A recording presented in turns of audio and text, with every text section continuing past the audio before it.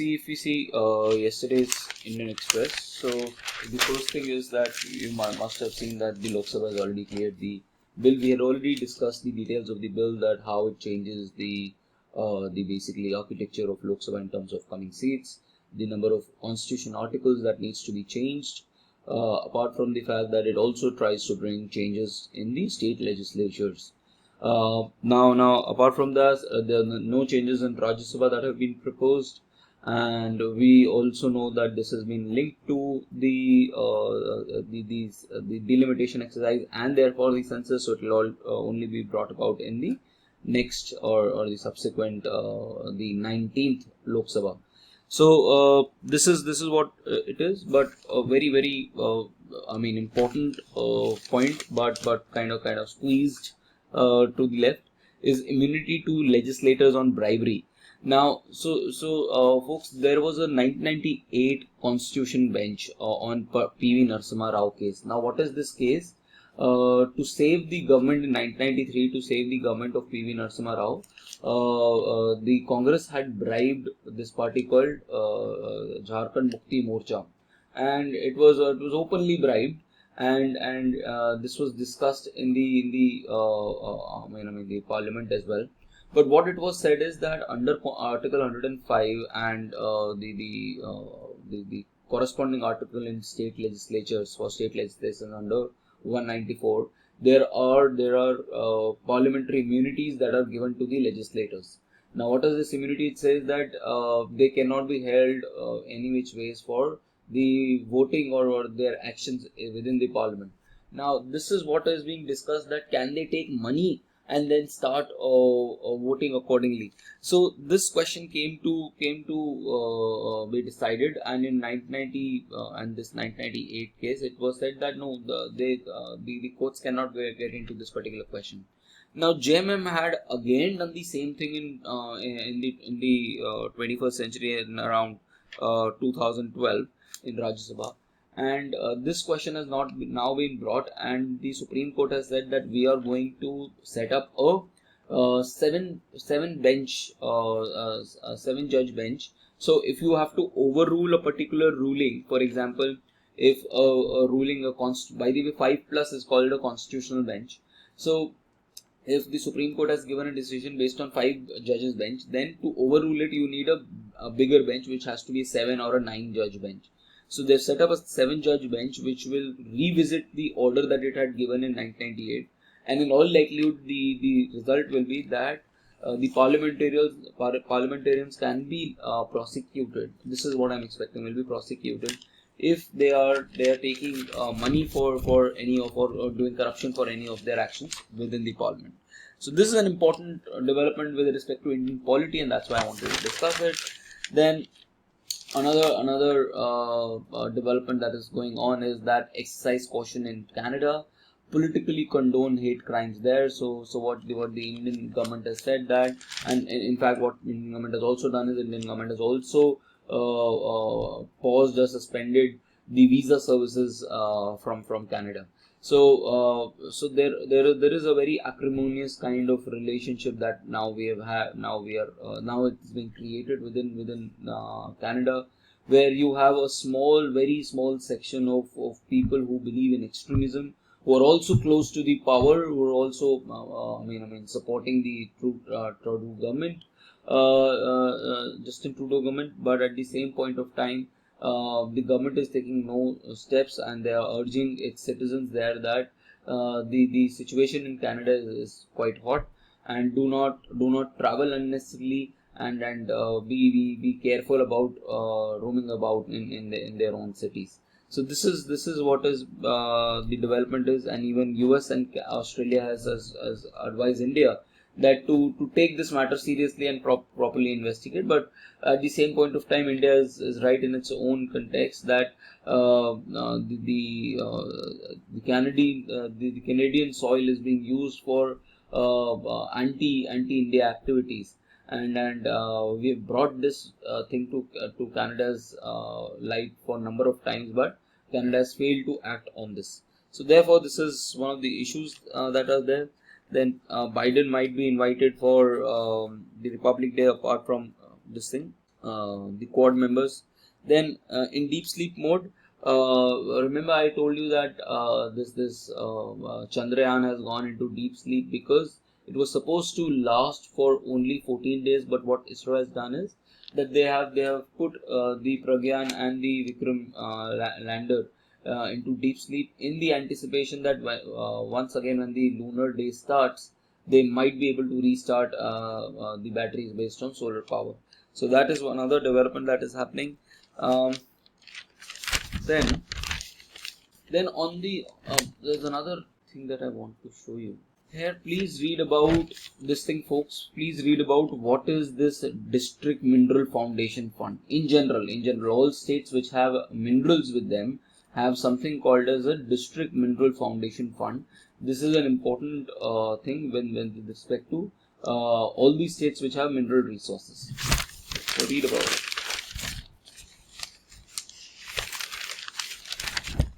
Then people who are appearing for this year's Indian economic interviews, make sure you are tracking what is happening with DUSU and what is the linked on committee with respect to elections in Delhi University Students Union. Just have a track of that. Then let's talk about 9. Very important news. This one. Science awards to be called as Rashtriya Vigyan Puruskar. Now, apart from the fact that we gave the CSIR used to give this Bhatnagar awards, now these are also being renamed, and we have another set of awards that we are going to give. So there are 4 categories of awards that are to be given as Rashtriya Vigyan Puruskar, one of the highest recognition by the Science, Technology and Innovation in India, and it will be given by DST, Department of Science and Technology, not by CSIR now. So a new change that is there for your prelims. Then the Bhatnagar awards have also been retained, but they have been renamed as Vigyan Yuva Shanti Swarup Bhatnagar awards. Why Vigyan Yuva? Because they can only be given at the age of 45 or below. And the Bhatnagar award is also going to be now given for 13 disciplines instead of currently 7 disciplines. So they have expanded it, and instead of maximum 14, you can give it to 25 people.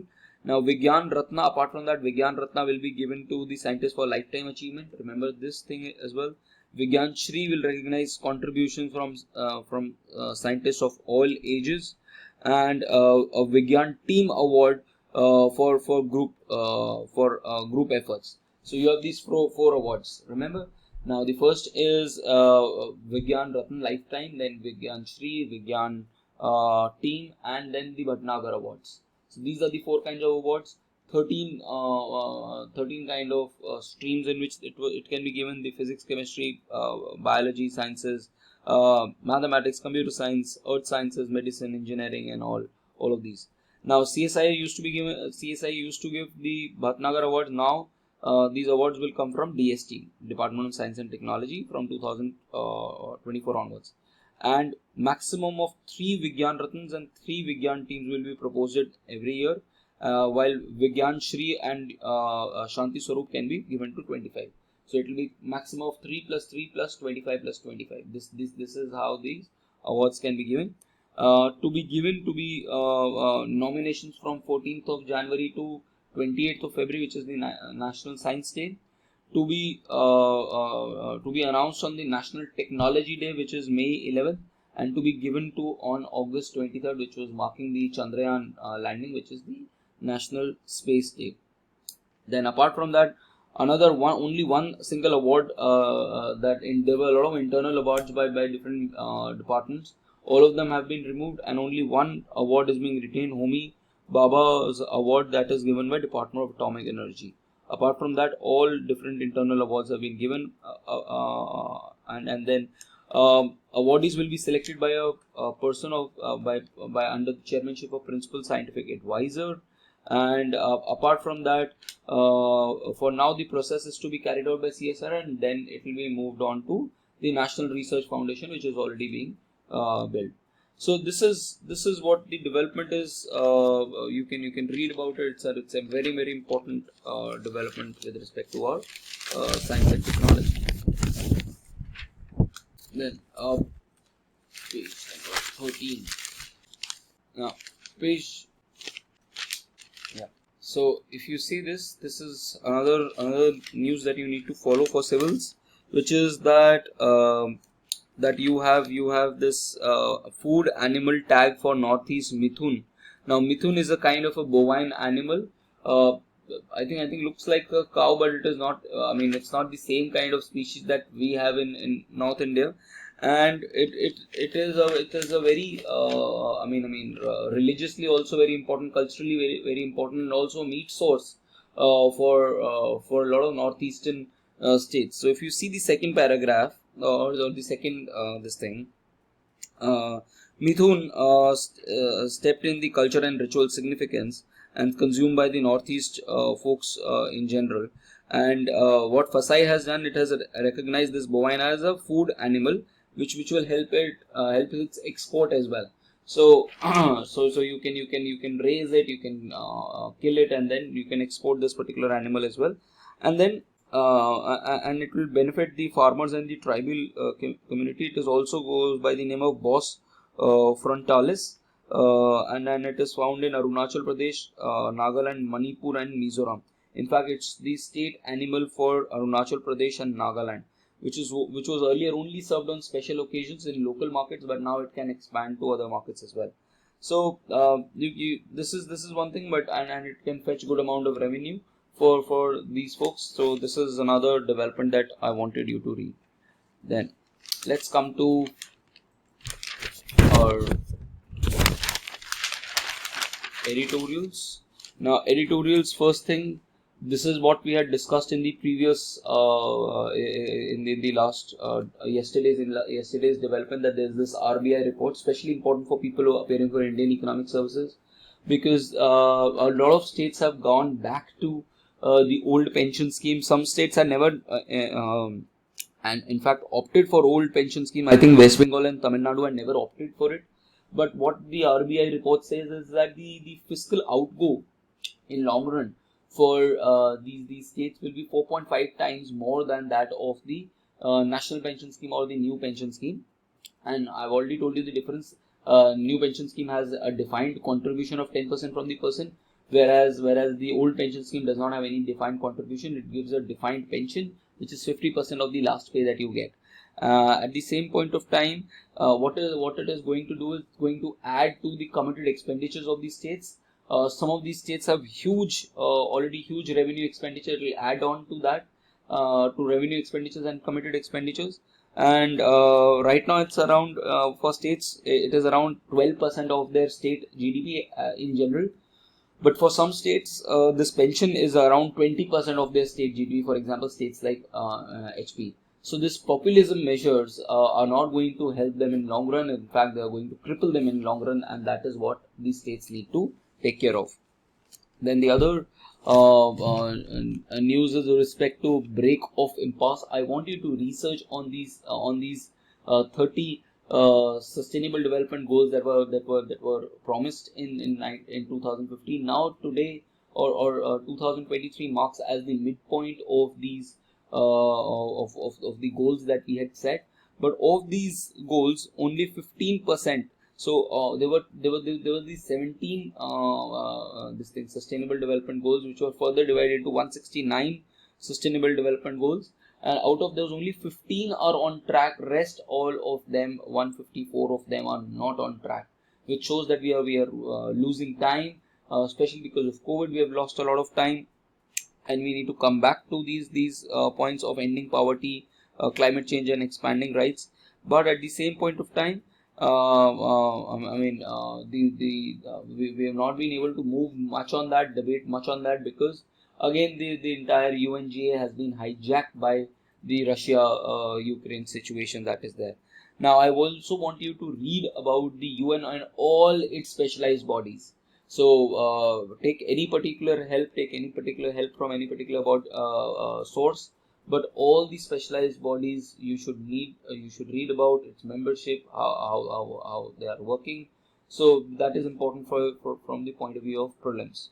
Then another thing that we have already discussed, chatbot in inbox. I've already told you that Bard is now being integrated with all the other Google products, which is going to be a game changer for these folks.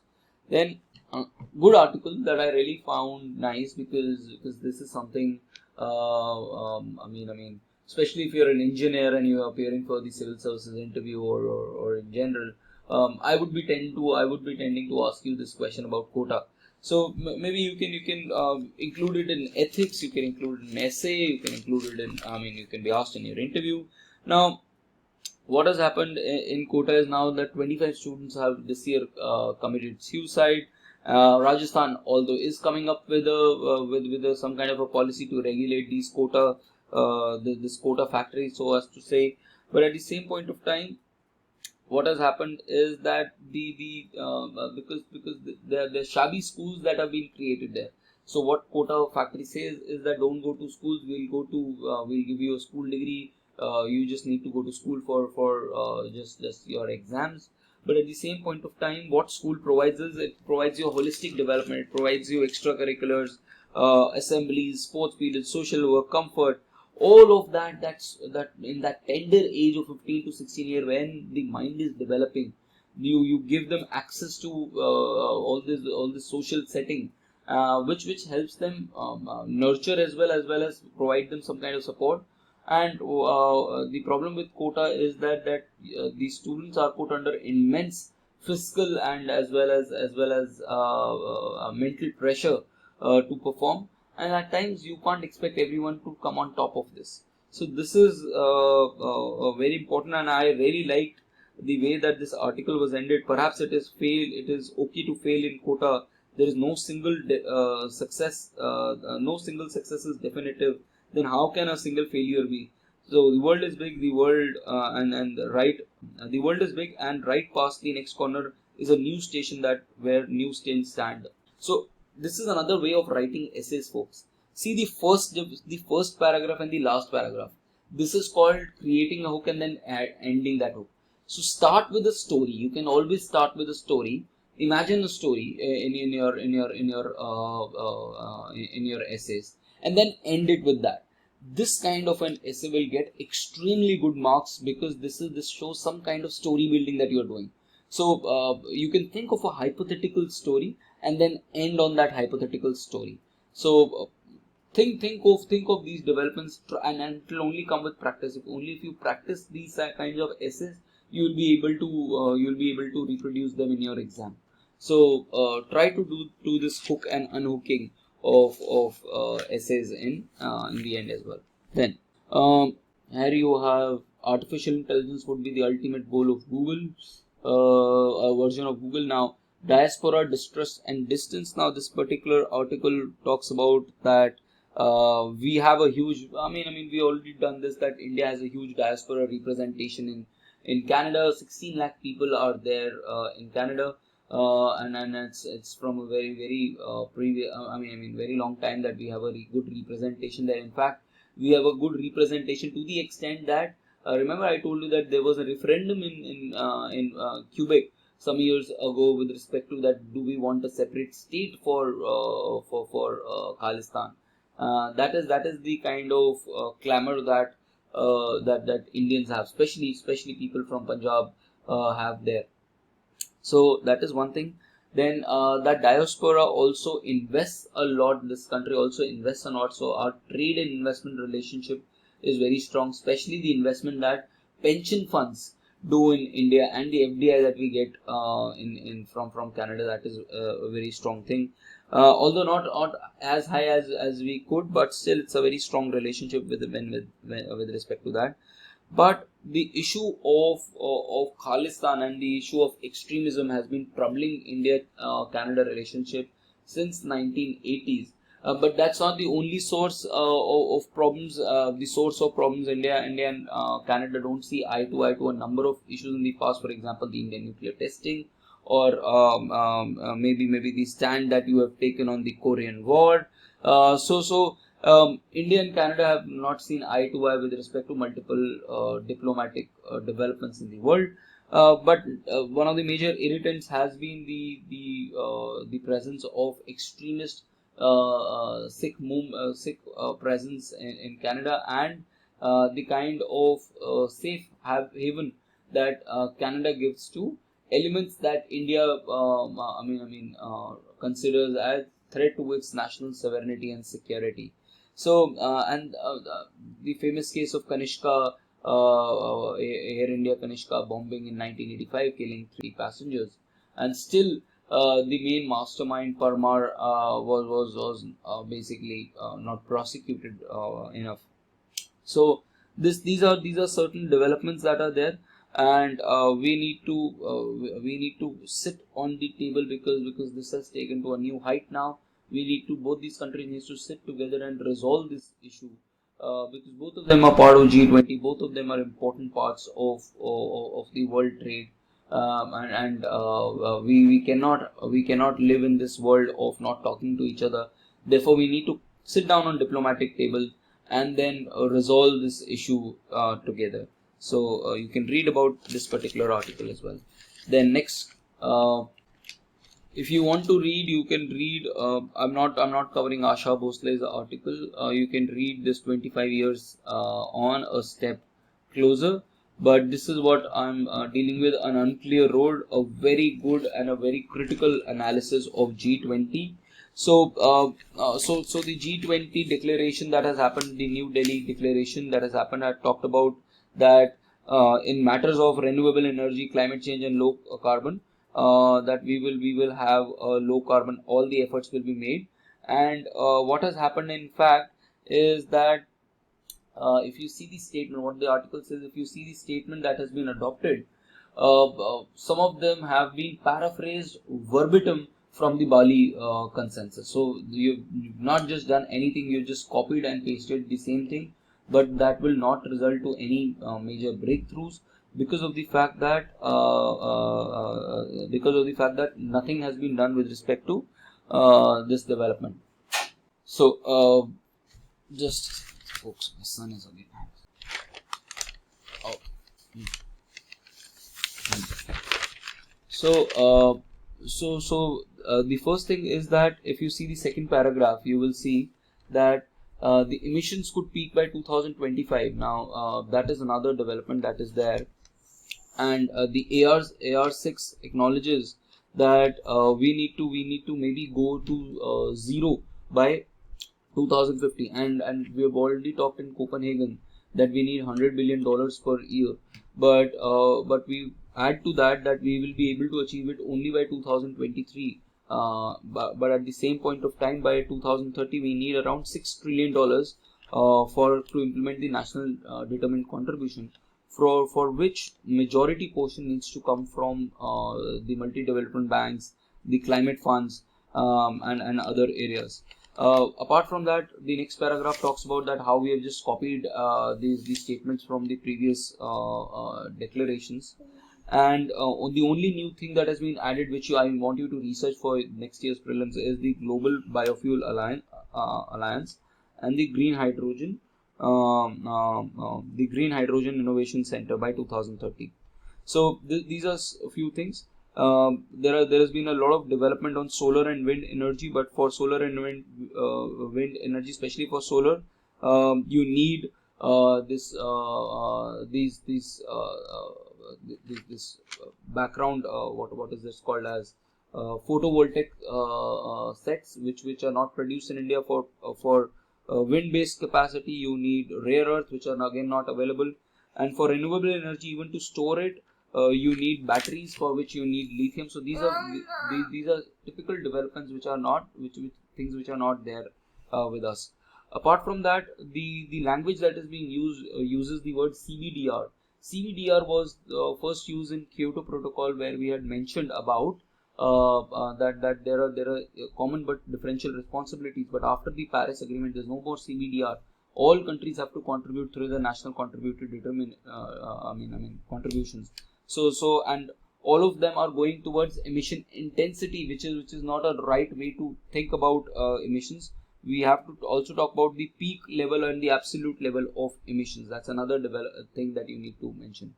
So these are areas where they've done a good critical analysis of the climate developments that are there. Please read about it. Now, two more articles that we need to see. Wait. So this is another news that we were following up yesterday, that you will have the government is coming within a month for rules for data protection. That data protection board will come, and what are the delegated legislation, how they will be implemented, what will be the graded level of implementation, who will implement first, and then how will the MSMEs and the other startups will implement. All of these developments will be coming up very soon.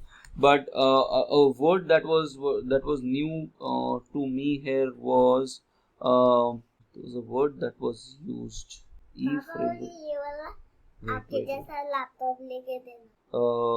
Checking, there was a word that was used here for this. No, I can't find it. So this is one news that you need to follow. The other is over 42% of Indian graduates are unemployed. This is the data that is coming up from a State of Working India report by Azim Premji University, which shows that number of people who are while the unemployment rate has gone down. Very, very important, folks, for you, for IES as well, for IAS as well. That the unemployment rate has gone down, but 42% of the Indian graduates are unemployed. Lot of people, especially women, the labor force participation has increased, but that increase is because of self-employment. And in 2022, what we see is that 85% of who were self-employed had shown a reduction in their income. That's another thing that is there.